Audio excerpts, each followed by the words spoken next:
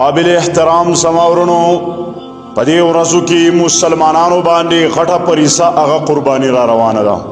کومه قرباني چې د غټ اختر په موقع باندې سرانجامېږي، لیکن د دې قربانۍ په څنګ کې نن جدیدیزم او جدیدیت او د ماقبل ماډرنیزم او د پوسټ ماډرنیزم کارندگان، ملحدین او مستشرقین او منکرین احادیث، داغه سره سره د ایتیزم د عقیده منونکي خلق نن مختلف قسم اعتراضات اوچتای.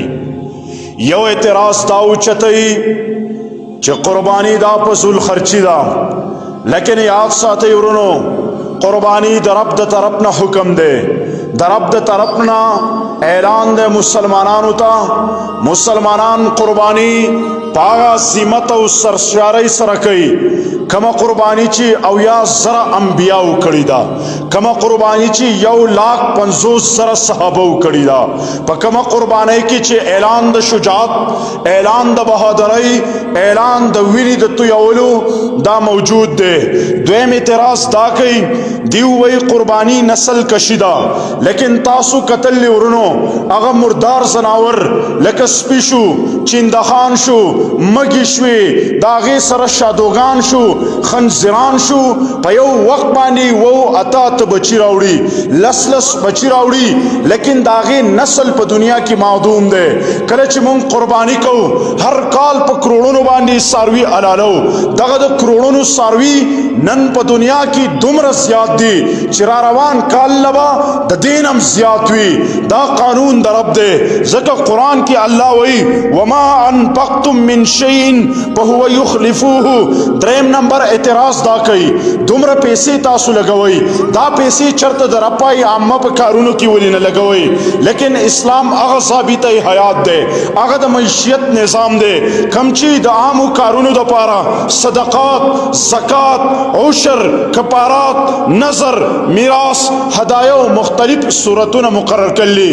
د بیت المال نه یو خصوصي فند دا مقرر کړی دی.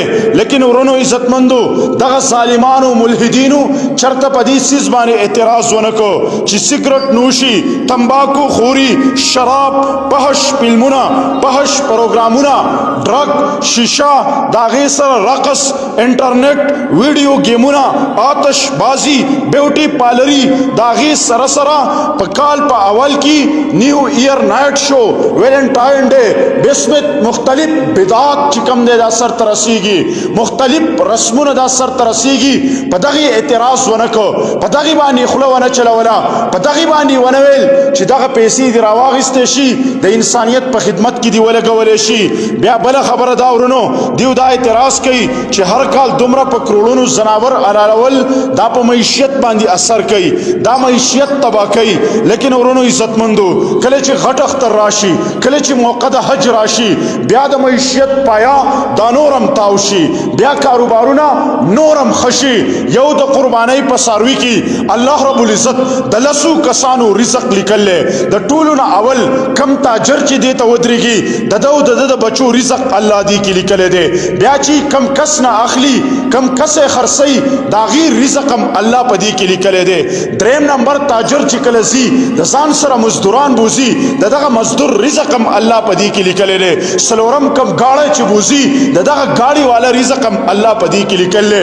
په کومه منډای کې چې ودرې د منډای والا چې کومه کرایي علي دغه رزقم الله په دې کې لیکلې. شپږم والا، شپږم کس کم کس چې دی له واخر اوړي دغه واخه چې په خرڅي دغه وخو والا رزقم، دغه غیا والا رزقم الله په دې کې لیکلې.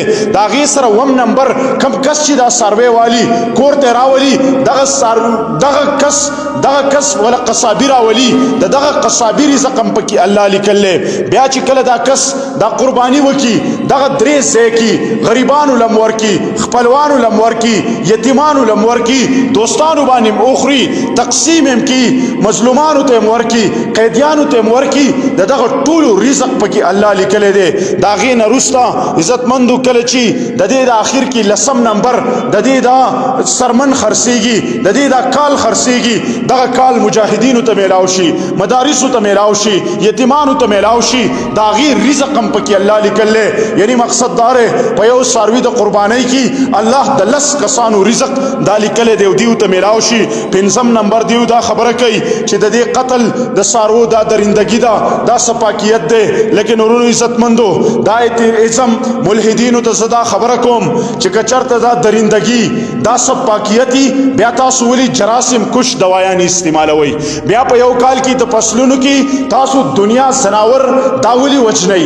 بیا تاسو نن د دنیا په مخ باندې مختلف بدعات چې کله سر تر سوي مختلف ساروي د يهودیت د نظریه دننه د عیسایت د نظریه دننه د هندو درم د نظریه دننه دا قرباني کوي دا وجنی. بیا دغه ولي مړ کوي بیا دغه ته ولي سرر رسوي. تاسو بیا دام ولي کوي چې په دنیا کې مختلف ډرګز او دواياني د جراثیم د وجود د پاره استعماليږي. دغم بیا قتل عام ده دغم بیا ظلم ده دغم بیا جبر ده دغم بیا سپاکیت ده. ورونو عزتمندو قربانی در رب حکم ده مونږ ته رب اعلان کړل مونږ به کو ان شاء الله.